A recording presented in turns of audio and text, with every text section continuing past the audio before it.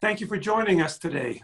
I'm Bruce Goldstein. I'm president of Farmworker Justice in Washington, D.C. Farmworker Justice is a national advocacy, litigation, and education organization that serves farm workers across the country. Welcome to the Facebook series, The State of Farm Workers in the COVID-19 Era. Farm workers have been designated as essential workers during the pandemic to ensure our food security in the United States, yet their working and living conditions create grave risks to their health and economic status. These programs raise awareness about the serious challenges the pandemic imposes on farm workers and their family members each and every day. The series identifies impactful work and innovative ideas being carried out by Farmworker Justice and other organizations that represent and serve farm workers. So let's turn to today's guest. Today's guest is a longtime collaborator and friend of Farmworker Justice, Emma Torres. Emma Torres is the executive director of Campesinos Sin Fronteras in Arizona. Welcome, Emma. Thank you, Bruce. Good to see you. And I'm very glad and thankful for giving me this opportunity to speak about what's going on with our farm worker population. And here in Yuma County, Arizona, I'm pretty sure it's not an exception or nothing different than what is going on in other places in the country. So yes, thank you for having me. We appreciate it, and we appreciate the long-term partnership we've had on many projects, which we'll talk about a little bit later. For our viewers, first, tell us a bit about the mission of Campesinos Sin Fronteras and the activities that you engage in. Yes, the mission of Campesinos Sin Fronteras is to foster long-term relationships and with our community, with our farm worker population and our immigrant Latinos in Yuma County to assist them in identifying, the learning about the new country, the new culture, and helping them with, necessary assistance to establish themselves and their families and again, pursue that American dream that they come to seek here in America. Thank you. And I'd like you to tell our audience a little bit about the Yuma area that you serve and the people in it. It's right on the border with Mexico. San Luis is in Arizona. San Luis is in Mexico. There's a bridge and people are coming across, and you work with these people, both the people who live in Mexico and work in the US and the people who live in the US and work in the US. So and that's where please tell us about the environment. Yes, and that's where the name of Campesinos Sin Fronteras, Farm Workers Without Borders, comes from, because of just what you described. We serve the population here in Yuma County and in San Luis Rio Colorado, Sonora, Mexico, which is, if you live in the border, that, the community is only divided by a fence, but the community is in both sides. The families live on both sides. And that's exactly what happens with farm workers, particularly because a lot of times keeping their family in Mexico and if only the father works, then their money can be stretched a little bit more. But what's going on right now? Well, Yuma County, it's known as the lettuce capital of the world, winter lettuce capital of the world, because during starting in October, November until the end of March, we harvest and we feed pretty much the nation. Our farm workers here, our farm worker population feeds the nation, and that has been the one of the situations that we saw this year, that they continue working until the cosecha, the harvest ended, which was toward the end of March, mid-April. And one of the things that we saw was that they continue working, but without any protection. When everybody was saying, stay home, wear masks, gloves, wash your hands, sanitize, as much, everybody kind of did that, whomever had the opportunity, but they didn't. And so I would ask and I would reach out to them and I said, so what type of information are you getting? And I said, no, we're not getting any. And there was a lot of misinformation, going around. So then we, as you know, Bruce, we have Radio Sin Fronteras. We have our a radio station that we use to start educating the people with reliable information that we were finding from CDC, from the Arizona Department of Health Services, from the county, from the governor's office. We really put ourselves to the task to get the right information to ensure that our farm worker population had it. And again, by that time, when this all started, as you know, in Mexico, it kind of, they started a little bit later and even addressing and taking precaution on this. But our farm workers that lived across the border were exposed in both sides, you could say, or whoever they've been exposed here, they were also, exposing their families across the border. So it's been a very, I don't know how to say, it's been a very difficult situation, very, it's like a silent enemy that, at first only some people thought it was only for some individuals, older individuals like us. They were like, you go and you stay home. But then we're finding out, like here in Yuma, that almost half of our population are younger than 40 years old. And so, but that also reflects the population. Latinos are fairly younger than, the rest of the nation's population. So, but that's what we're seeing. We're seeing that is really impacting our community incredibly now. So they're unemployed. So the cosecha ended, and now they're going to apply for unemployment. San Luis, Arizona is the only office in the state that still has their unemployment office open to serve people face to face, cara a cara, because of our population. They don't speak English. They don't have the knowledge of the technology, and they need assistance. They need personal assistance. So that's one of the things that we are been working on. The very, it was very alarming to see that, hundreds of them started making lines as soon as, at the beginning of April, making lines at the unemployment office, no protection, nothing, staying there for hours. You're talking, that we found out that some of them that live across the border, because this pandemic has created where now they have, instead of 2 hours waiting to cross, now it's 5 hours. So some of these farm workers started their journey across the border, just, from the fence at 11:30 p.m. just to come and make the line. So they will be there for 4 or 5 hours just waiting to make the line for the unemployment. Yeah, let me ask you, I'd like to make sure our audience understands just what is going on in Arizona and who the people are, and we'll get back to all that you've been seeing and doing. So I've been there with your help. There are thousands of people who come across the border every day.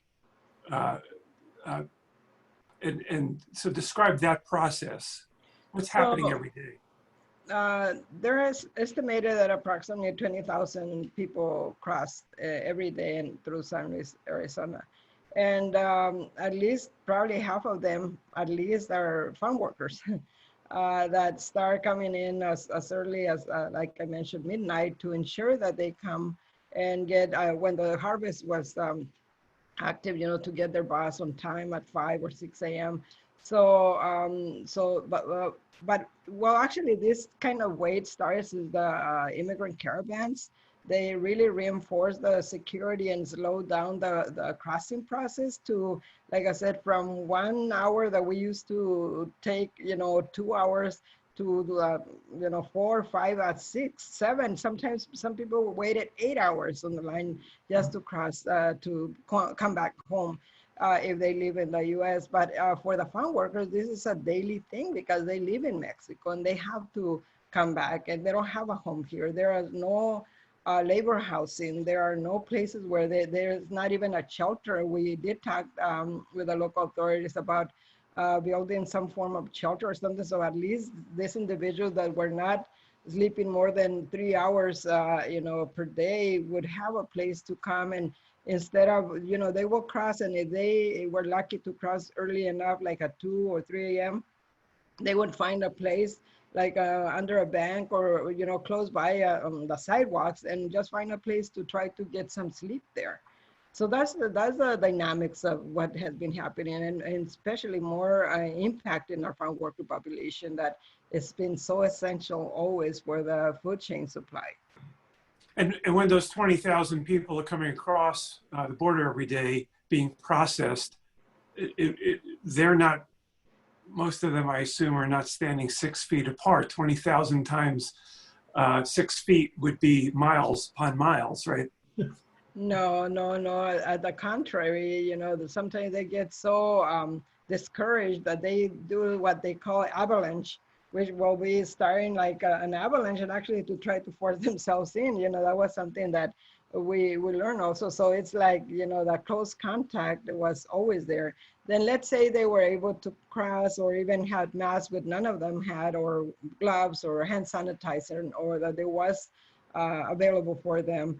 When they come and they get on their bus to be taken to the fields, there are like, 30, 40 people on that bus, sitting down next one to other and enclosed in that, so there wasn't that, since the very beginning, there wasn't that protection.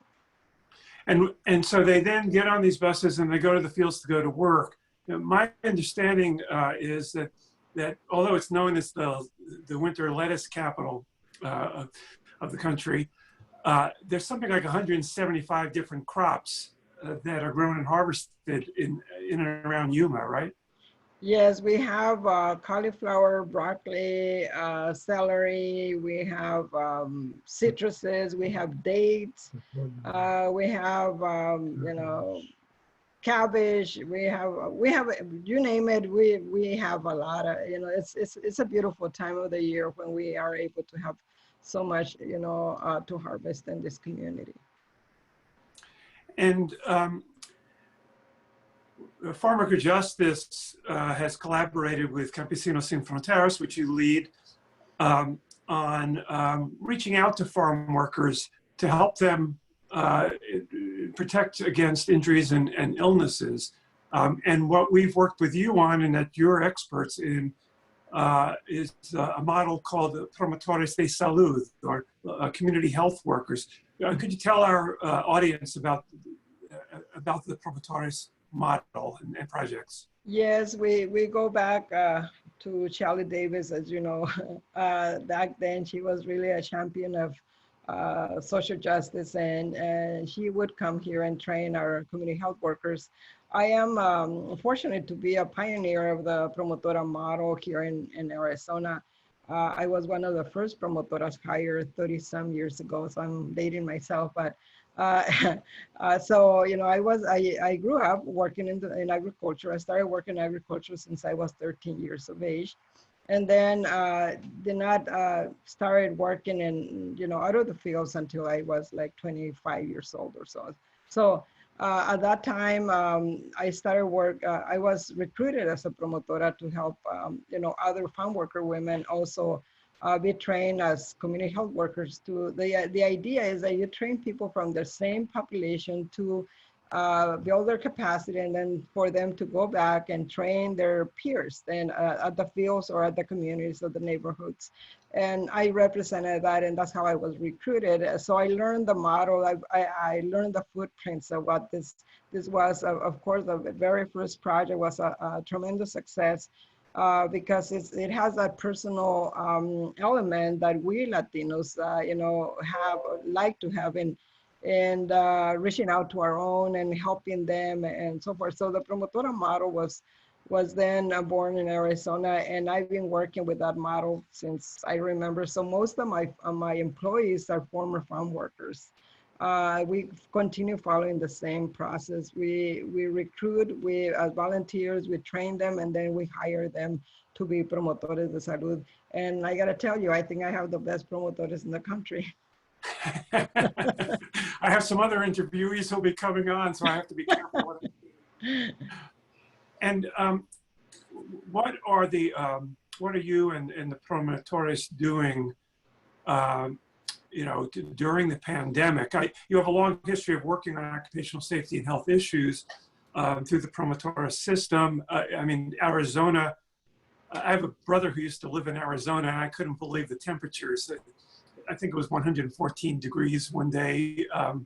And these farm workers are working during very high temperatures, and so you've helped them address heat stress and ergonomic injuries and many other issues. But what are promotores doing now to deal with the help farm workers confront the pandemic?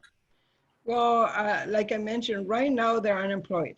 Right now we don't have any, barely the cantaloupes are being planted, and that harvest will start soon. But right now, probably for another 2 weeks or so, there's nothing really available for farm workers to work. There's some dates harvest that is going on, but that's kind of limited to only perhaps hundreds of people, not the thousands.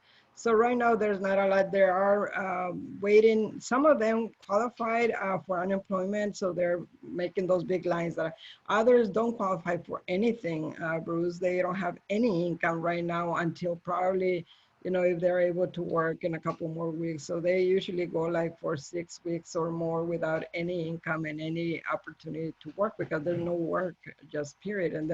And if they live across the border, they don't qualify for any assistance that could be provided here, like a stimulus and some of those assistance. So what we've been doing right now is we've been helping them going through the unemployment, taking them water, so at least they stay hydrated, because other years we hear because of the temperature that they faint, and there's nobody there, sometimes just the ambulance comes and picks them up. But the fact that they don't even have water while they're standing there, they're now, because of this COVID and 19, and the whole community got together, the city and the employment office and us, through our coalition that we belong to, we started, really advocating for this situation and for the fear of, getting all these individuals infected.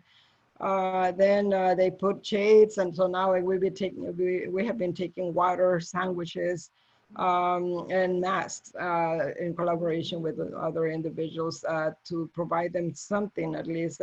But like I said, San Luis is a very particular place in the state, and perhaps in the country, that has this dynamic going on, and only those that live here, we know it. It's just like, not very many people know that Cesar Chavez died in San Luis, Arizona, and a little house there, So those are some of the things that only the locals know, and that's how we respond. That's how we being at the grassroots level, are able to support our people, nuestra gente. And in the last few weeks, as the lettuce harvest ended, and just a few crops are being worked on in various ways. Have you seen, what have you seen in the fields about employers, providing masks or hand washing facilities and information? Like I mentioned, right now there is no work. But while there was, one of the things, Bruce, that I think naturally our population protects themselves. One of the things that they do, especially women, is that they cover their face with, pañoletas, bandanas, and so that I saw as a really good way of, before even that it was recommended to use the cloth masks and all that. That's one of the things that I was pleased to see, that our not all the women, but most of the women will cover their face and really be protected that way. And then they use the gloves that they use to, so their hands would not be, damaged and all that. So there was, like I said, just because of the way that they work and they protect themselves. But unfortunately, this is not like the norm, and this is not for all of them. Like, we have a lot of H-2A workers. There are a lot of them are young men. And especially, when at the beginning that people kept saying that this was only for older people. So a lot of the younger people were not protecting themselves at all. And again, a lot of them, if they were not being provided anything at work, they were not providing it for themselves either.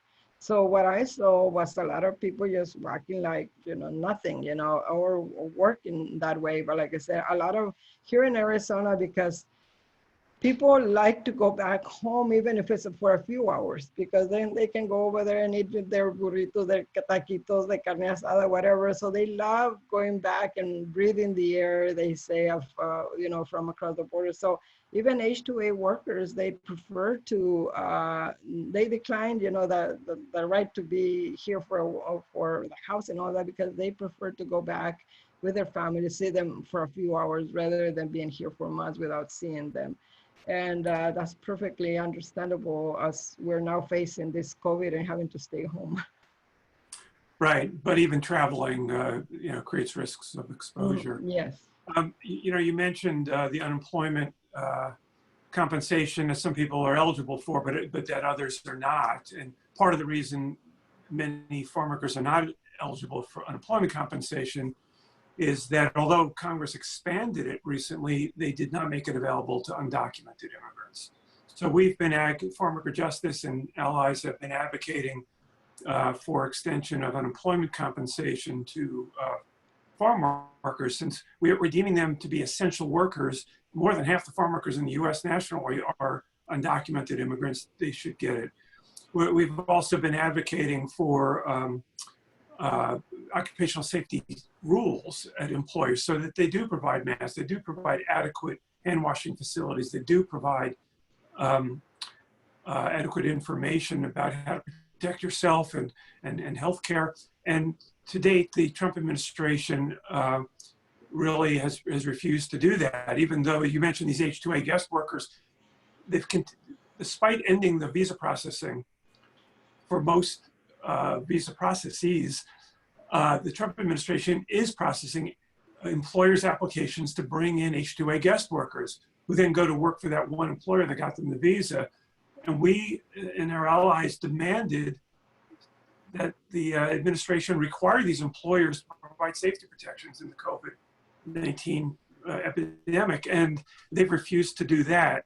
So a lot of groups around the country are going to their state governments to try to get the state government to do something in the absence of meaningful leadership at the federal level. So I was wondering if you were engaged in advocacy at the state level on COVID-19.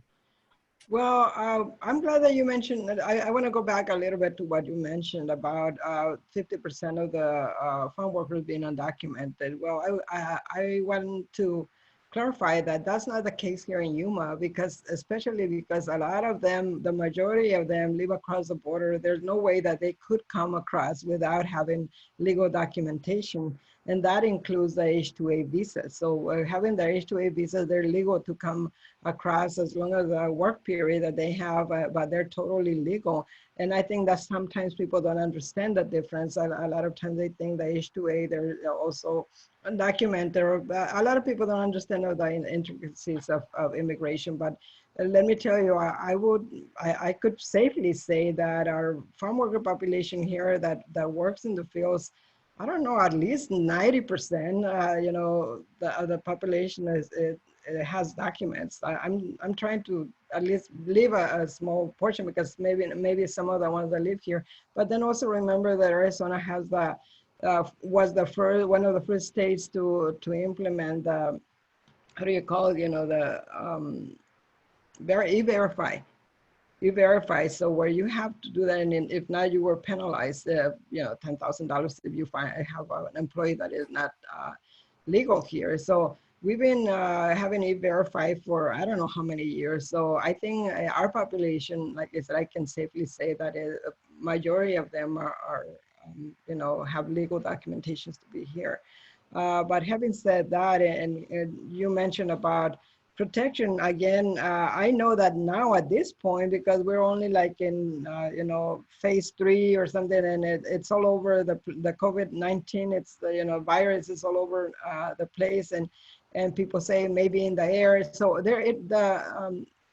the precautions had heightened in many ways. So I'm finding out that with some of the local growers, the company that they have here, when workers come, they test their temperature.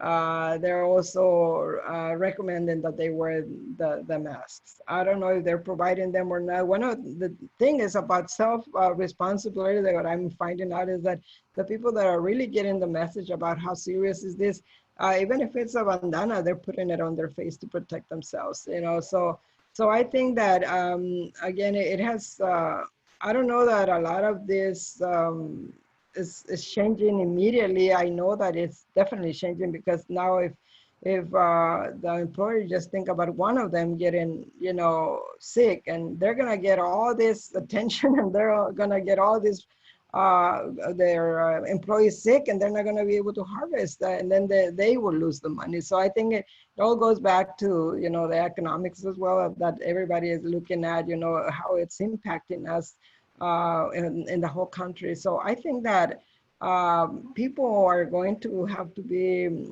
they're being pushed and perhaps I could say forced to have some form of precautions. But like I said, still our disfranchised population, if they're not under working under a company currently, they're not working like I was mentioned about the ones making lines at the unemployment in San Luis.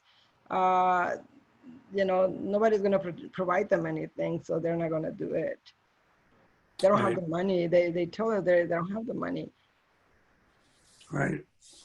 Well, before I ask you for some closing thoughts about what farm workers need and what you think the future holds, let me say a few words about farm worker justice in this series. We're broadcasting each day, interviewing people who are working with farm workers, know about the pandemic, and explaining the effects of the pandemic on farm workers and their family members and their communities, and what needs to be done about it. Farm worker justice depends on the generous support of people so we can carry out our work. We don't charge for our services. Farm workers and their organizations can't afford to be paying farm worker justice for this work. So we ask other people to chip in and help us provide that work. We're engaged in a lot of advocacy in the federal administration and in Congress, and we're helping groups on the ground around the country, ask the state governments to take action. We're preparing materials with other groups to educate farm workers in a language they understand about the precautions that they need to take. A number of farm worker organizations have said to this that they would like masks, more masks than they currently have. And some people have reached out to us who are making masks, and they're willing to donate them to farm workers. So we've been connecting the farm worker groups to those people. So if you are making masks out there, let us know. You can send an email to connect@farmworkerjustice.org and tell us that you're making masks. There's a pretty big demand for them. I also want to mention that right now a generous donor has promised to give Farm Worker Justice $30,000 if we raise $30,000 on our own. So we have a matching challenge grant. So if you make a tax-deductible donation to Farm Worker Justice, effectively your donation will be doubled. You can do that at farmworkerjustice.org or mail a check to the Washington, D.C. Address on our website. Let me ask you first, Emma Torres of Campesinos Sin Fronteras in Yuma, Arizona, for your closing thoughts about farm workers and the work that needs to be done to protect them during the COVID-19 pandemic. Well, again, thank you, Bruce, for having me. I think this is very important work. You guys have always done incredible advocacy work throughout the country, and we've been blessed to work with you guys. Well, I think that one of the great opportunities that we have, you know, I'm always, looking at the positive side of anything. And I look at, the fact that our farm workers are now really identified. We always know that they've been essential to our food chain, production, but now that they are seen and recognized by the government, by the president as essential, I think that this is a great opportunity to also demand that they are provided the same protection that other essential industries get. I think this is our opportunity as advocates to speak up on their behalf and raise our voices together to request that they are given the same, yes, that they're being recognized as essential, now give them the same protection, enforce the laws that are there, but that are not enforced by different, established government organizations, enforce them and give them that same protection and keep them healthy, because that's what campesinos exist for. We work to improve their quality of life at all levels and to keep them safe because that way we have a healthy workforce, a healthy community, and produce. Everything, it impacts everything that on what they do. So I think this is an opportunity we have, and that's all I want to say, that whoever is watching, that we have tried to buy masks, like you said, nothing. We couldn't find anything, no gloves, nothing, So even though sometimes we want to go and help, so that's how people started making some, or clothes, or bandanas, whatever. But there isn't anything, and they're not the ones that have the money to go and buy by bulk and then have it. But then in our small rural communities, like even we tried to go and buy some, there was nothing for us, and we don't know even where to purchase them. So we would appreciate having that, support. At this point, there had been some generous foundations, reaching out and saying, how can we help, or even providing a little bit of funding that we're now looking at ways to pass it on through food boxes and or voucher that we can get them to go to the store. And so we're just, again, trying to be as innovative as possible, just like everybody are, to try to respond to this need. But again, thank you for being that voice at the national level and for reaching out to those of us here in our little corner of the world, in the rural Yuma County, Arizona. Oh, it's our pleasure, and we've really enjoyed the opportunity to partner with you. So thank you, Emma Torres. Thank you. And for our audience, tomorrow we'll be speaking with Suget Lopez of the group Líderes Campesinos de California, another group that's in kind of a network with Campesinos Sin Fronteras and Farmworker Justice. Thank you again. Bye-bye. Bye-bye. Thank you.